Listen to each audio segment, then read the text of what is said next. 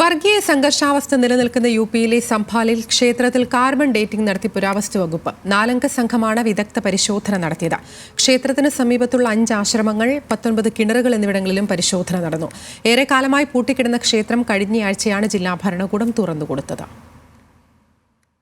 ഒരാഴ്ച മുമ്പാണ് പൂട്ടിക്കിടക്കുന്നതെന്ന് കരുതുന്ന ക്ഷേത്രം ഉത്തർപ്രദേശിലെ സംഭലിൽ ഷാഹി ജമാ മസ്ജിദിന് സമീപം ജില്ലാ ഭരണകൂടം കണ്ടെത്തിയത്.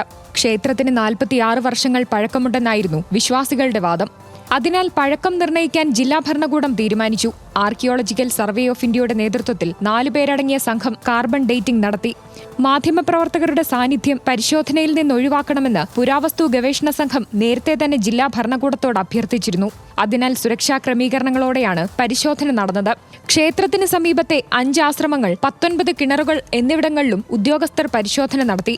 മേഖലയിലെ അനധികൃത കയ്യേറ്റം ഒഴിപ്പിക്കാനെത്തിയപ്പോഴാണ് 1978 മുതൽ പൂട്ടിക്കിടന്നിരുന്നുവെന്ന് കരുതുന്ന ക്ഷേത്രം ഉദ്യോഗസ്ഥർ കണ്ടെത്തുന്നത്. തുടർന്ന് കളക്ടറുടെ നേതൃത്വത്തിൽ ജില്ലാ ഭരണകൂടം ക്ഷേത്രം വൃത്തിയാക്കി വിശ്വാസികൾക്കായി വഴി തുറന്നുകൊടുത്തു.